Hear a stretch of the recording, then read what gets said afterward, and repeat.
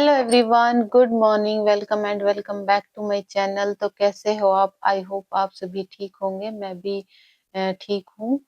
तो इतने दिनों से मेरी वीडियो क्यों नहीं आ रही थी? और मैंने जैसे यूजीसी नेट का एग्जाम दिया था, तो क्या मेरा रिजल्ट रहा, वो सारी चीजें आज मैं इस वीडियो में आपको बताने वाली हूँ। तो प्लीज बने रहे मेरी वीडियो में। और इतने दिनों से वीडियो ना आने का कारण भी मैं आप सभी के साथ शेयर करूंगी। तो सबसे पहले हम शुरू करते हैं कि मेरा एग्जाम कैसा हुआ और क्या मेरा रिजल्ट रहा।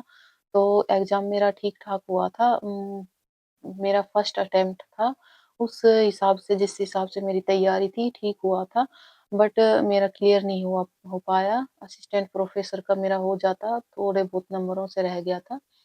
तो क्योंकि कई कारण हो गए थे, मेरे पास सोर्स नहीं थे, जैसे बुक वगैरह नहीं थी, और इतनी अच्छी तैयारी भी नहीं हुई थी मेरी। क्योंकि आप सभी को पता है कि यूजीसी नेट का सिलेबस है जो बहुत बड़ा है, तो उस हिसाब से मेरी तैयारी नहीं हुई थी। बट कोई नहीं, अब की बार मैं कोशिश करूंगी उसके लिए कि मेरा नेट क्लियर हो जाए। तो मेरा एग्जाम क्लियर नहीं हो पाया इस बार। तो अब मैं फिर से अपनी तैयारी करने जा रही हूँ। और वीडियो ना आने का कारण एक ये है कि मेरी तबीयत खराब रहती है। जैसा कि मैंने आपको पहले भी वीडियो में बताया है कि मेरी जयपुर से दवाइयाँ चल रही हैं, ट्रीटमेंट चल रहा है। अब वो बीच में रुक गया, उसके बाद मेरे मतलब टीथ में प्रॉब्लम हो गई थी। तो मैं डॉक्टर से दिखा रही हूँ। यहाँ अक्कल जाड़ आती है एक, वो आई हुई है मेरे। और उसका मतलब छोटा सा एक ऑपरेशन होगा, तो वो मुझे कल करवाना है। और उसके बाद से मैं अपनी रेगुलर स्टडी शुरू करूंगी, क्योंकि उससे मुझे बहुत ज़्यादा यहाँ स्वेलिंग आई हुई है। अब फिलहाल ठीक हो गई है, बट यहाँ मेरे पूरा इन्फेक्शन फैल गया था। तो मैं कान दिखाने गई थी, तो उन्होंने बोला कि इन्फेक्शन फैला हुआ है, तो उसकी दवाई ली पहले मैंने। फिर उसके बाद में ठीक नहीं हुआ, तो मैं दांत दिखाने गई थी। तो फिर उन्होंने बोला कि जो ये आपकी अक्कल जाड़ आई हुई है, तो ये निकलेगी। और इसमें 4-5 टाँके भी आएँगे और सर्जन बुलाना पड़ेगा। उसके बाद इसको निकलवाना पड़ेगा, क्योंकि इसका इन्फेक्शन काफ़ी फैल रहा है। तो अभी मेरी कुछ दिनों से इसकी इन्फेक्शन की दवाई चल रही है। उसके बाद मैं अब कल डॉक्टर के जाऊँगी। अगर इसका इन्फेक्शन ठीक हो गया, तो उसके बाद ये जाड़ मतलब निकलवा देंगे। फिर उसके बाद से मैं अपनी स्टडी शुरू करूँगी। अ, कइयों के सवाल थे कि आप इतने दिनों से वीडियो क्यों नहीं डाल रही हैं, क्या कारण है? और तो मैं उन सबको कहना चाहती हूँ कि मेरी थोड़ी तबीयत खराब चल रही है, इसलिए मैं वीडियो नहीं डाल पा रही हूँ। बट उसके बाद में मैं रेगुलर अपनी स्टडी करूँगी और रेगुलर अपनी वीडियो डालूँगी। तो ये सारे चीज़ें मैं इस वीडियो में आपको बताना चाहती हूँ। एक हाउसवाइफ की ज़िंदगी इतनी आसान नहीं होती, बहुत स्ट्रगल करना पड़ता है। अगर कोई वर्किंग वूमेन है, और तो उसके लिए तो बहुत मुश्किल है। अपने परिवार को टाइम देना, बच्चों को टाइम देना, और फिर अपने लिए टाइम निकालना, स्टडी करना, ये सारे काम बहुत मुश्किल है, बहुत स्ट्रगल करना पड़ता है। यूँ तो हर कोई अपनी लाइफ़ में स्ट्रगल करता है। बट अगर कोई परिवार के साथ रहकर एक हाउसवाइफ पढ़ाई कर रही है, तो बहुत मुश्किल हो जाता है।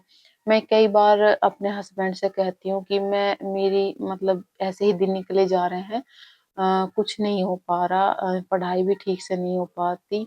तो वो मुझसे हमेशा कहते हैं कि ऐसा कुछ नहीं है कि तुम कुछ नहीं करती, तुम बहुत कुछ करती हो।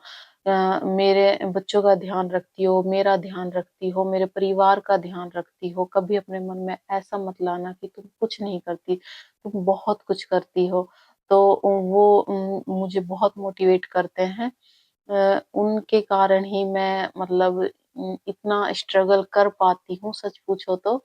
वो बहुत मोटिवेट करते हैं मुझे। आँखों में कई ख्वाब हैं, आँखों में कई ख्वाब हैं, दिल में कई हसरतें बाकी हैं। मैं कैसे थक जाऊँ, मैं कैसे थक जाऊँ, अभी कई मंजिलें बाकी हैं। कहाँ कुछ आसान है, कहाँ कुछ आसान है, राह में कई मुश्किलें बाकी हैं।